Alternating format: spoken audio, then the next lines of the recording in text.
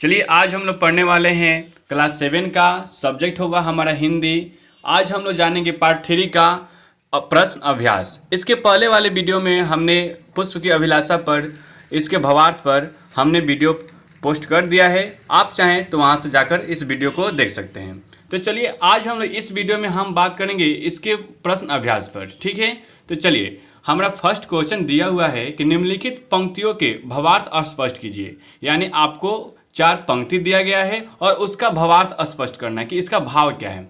तो हम लोग देख रहे हैं यहाँ पर दिया हुआ है कि चा नहीं सम्राटों के सौ पर हे हरि डाला जाऊं, चा नहीं देवों के सिर पर चढ़ू भाग पर इठलाऊं। यानी ये पंक्ति दिया हुआ है, इसका भावार्थ क्या है। तो यहाँ पर हमने उत्तर दे रखा है।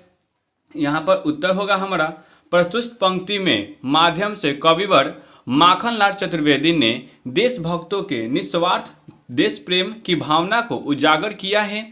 इन पंक्तियों के माध्यम से फूल अपनी इच्छाओं को व्यक्त करते हुए कहता है कि वह महाराजाओं की लाश की सजावट नहीं बनना चाहता और न ही इसी तरह देवताओं के सिर पर चढ़कर महत्वपूर्ण नहीं मानना चाहता, बल्कि वह अपने आप को मातृभूमि यानी मातृभूमि की बलि देवी पर न्यौछावर कर अपना जीवन धन्य मानता है, ठीक है। तो इस पंक्ति का हमारा भावार्थ हो गया। अब हम लोग बात करेंगे क्वेश्चन नंबर 2 पर। तो इसमें देखेंगे, इसमें दिया हुआ है आपको कि प्रस्तुत पाठ में मैं शब्द का प्रयोग किसके लिए किया गया है। यानी जो ये हमारा पुष्प की अभिलाषा पाठ है, इसमें मैं शब्द का प्रयोग किसके लिए किया गया है। तो देखिएगा बाबू, यहाँ पर इसका आंसर क्या होगा कि प्रस्तुत पाठ में मैं शब्द का प्रयोग फूल के माध्यम से कवि ने स्वयं अपने लिए किया है। यानी कवि का भाव क्या है जी, यानी कवि क्या कर रहा है कि फूल के माध्यम से वो अपना स्वयं का भाव प्रकट यहाँ पर कर रहे हैं, ठीक है। यहाँ पर हम लोग इसका आंसर हो जाएगा। अब हम लोग बात करेंगे नेक्स्ट क्वेश्चन की।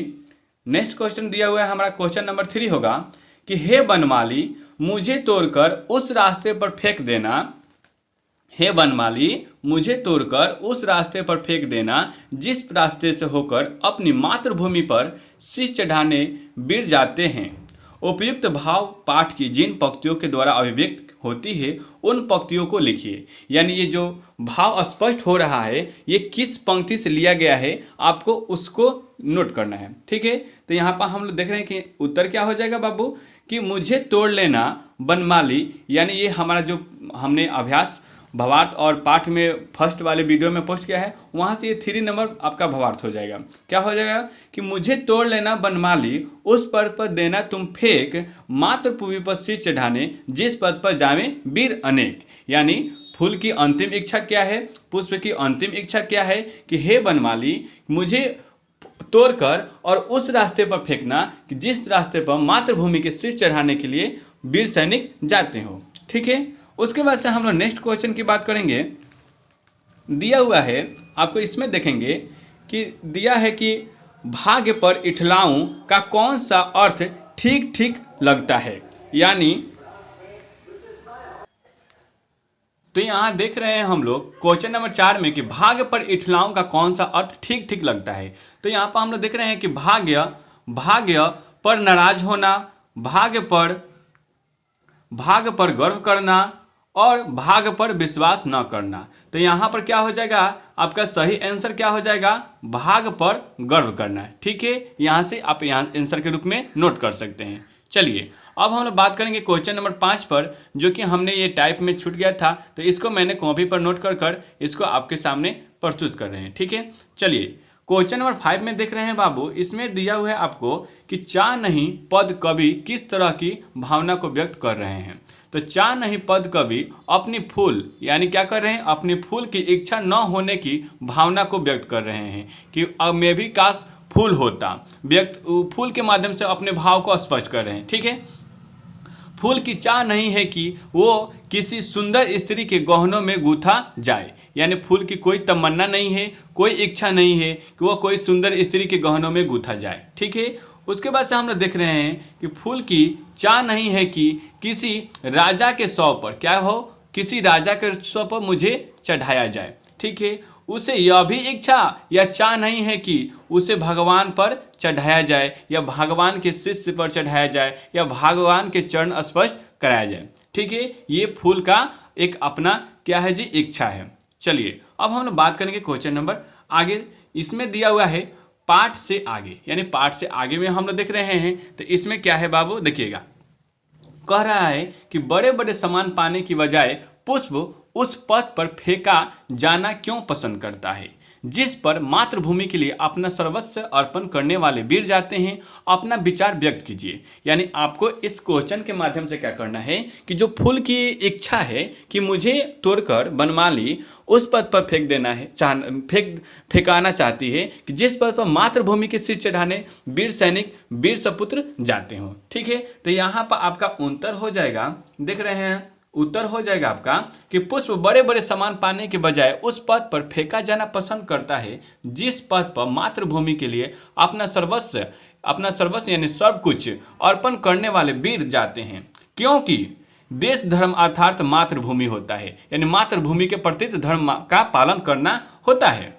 मातृभूमि की रक्षा करना सबसे बड़ा धर्म है, यानी अपने मातृभूमि की रक्षा करना सबसे बड़ा धर्म माना गया है। अतः पुष्प की चाह है कि यदि मैं अपनी मातृभूमि के रक्षक वीरों के पैर को कुछ राहत पहुंचा सकूं, यानी उनकी जो ये कठिन भरी रास्ते में मैं बीचकर उनके कुछ रास्ते को सुकून और रास्ते को कठिन से आसान बना सकूं, यही पुष्प की इच्छा है। ठीक है, ये सतर्कता सर्वोपरि होगी और सकूं जो हमारी सतर्कता सर्वोपरि होगी। ठीक है, यहाँ पर आप क्या कर सकते हैं, इस क्वेश्चन को यहाँ पर आंसर के रूप में नोट कर सकते हैं।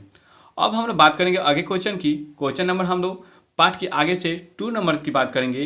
तो इसमें देखिएगा, इसमें क्या कहा गया है, पुष्प की भांति आपकी भी कोई अभिलाषा होगी, उन्हें 10 वाक्यों में लिखिए। यानी जो पुष्प की बात कही गई है उसके अनुसार आपकी भी कोई देश प्रेमी की भांति या मातृभूमि के लिए कुछ ना कुछ तो इच्छा होगी। तो आप क्या कीजिए, आप भी अपने 10 शब्दों में लिखना है। जैसे कि मेरी तमन्ना है कि मैं अपने देश को सेवा करूं, या कोई उपकार का काम करूं, जो कष्टमय व्यक्ति हैं उनको सहायता करूं। यानी बहुत सारा आपके वाक्य के रूप में आप चाहें तो लिख सकते हैं। ठीक है, यहाँ पर आपको स्वयं लिखना है। चलिए, आप अपने विवेक से, अपने विचार से लिखना है। उसके बाद से हम लोग बात करेंगे, इस पाठ के आगे में ही दिया हुआ है आपको व्याकरण। तो यहाँ पर हम लोग देख रहे हैं बाबू, व्याकरण में बात करेंगे तो यहाँ पर आपको देखिए क्या दिया है, भाग्य शब्द के पहले 100 उपसर्ग लगाकर सौभाग्य शब्द बनाते हैं। इसी प्रकार नी, दू, अन उपसर्ग लगाकर प्रत्येक से 2-2 शब्द बनाइए। यानी आपने यहाँ पर देखा कि 100 यानी 100 लगाकर क्या बाबू, 100 लगाकर सौभाग्य बनाया गया है। यानी उपसर्ग जान लेंगे, आप प्रत्यय जानेंगे। थोड़ा सा हम लोग बात कर लेंगे। अब जब आपको व्याकरण दिया हुआ है तो सौभाग्य दे दिया तो उपसर्ग दिया है, तो उपसर्ग का अर्थ क्या होता है, यानी किसी भी शब्द के पहले जुड़कर, यानी पहले क्या होता है, प्लस होकर उस अर्थ को एक और अच्छा अर्थ बना देता है। ठीक है ना। उसी तरह यहाँ पर हम लोग देख रहे हैं, आपको दिया हुआ है नी, दू, अन। तो इससे हम लोग बना लेंगे नी से निर्बल। ठीक है, और नी से ही बन जाएगा कौन चीज, निश्चल। ठीक है, उसके बाद से हम लोग देख रहे हैं दू, तो दू से दिया है दुर्बल। दुर्बल मतलब क्या होता है, कमजोर, दुर्बल, दुष्ट प्रभाव। यानी ये क्या कर रहा है कि कोई शब्द में पहले जुड़कर उसके अर्थ को और अच्छा बना दे रहा है। ठीक है ना। उसके बाद से हम लोग देख रहे हैं कि अन, तो अन यानी अधिकार नहीं के, यानी तुम्हारा कोई अधिकार नहीं, तो यहाँ पर अन लगाकर अधिकार हो गया। अनुपयोगी यानी उपयोगी नहीं है, तो ये इसको हम लोग अनु लगाकर अनुपयोगी बना दिए। ठीक है, इस तरह हम लोगों ने यहाँ पर पार्ट 3 के पूरे क्वेश्चन और आंसर को हम लोगों ने क्या किया कि यहाँ पर सॉल्व कर लिया। अगर आप हमारे इस वीडियो पर नए हैं या आप इस चैनल को पहली बार देख रहे हैं तो हमारे चैनल का नाम है UCS 6 to 12 क्लास। आप इस चैनल से जुड़कर, यानी आप इस टीम से जुड़कर आप अपने नॉलेज को और बेहतर बना सकते हैं, क्योंकि इस चैनल पर क्लास 6 से लेकर 12 तक सभी विषय को अच्छी तरह से पढ़ाया जाता है। धन्यवाद दोस्तों आपको हमारे इस वीडियो को देखने के लिए और फुल वॉच करने के लिए। Thank you.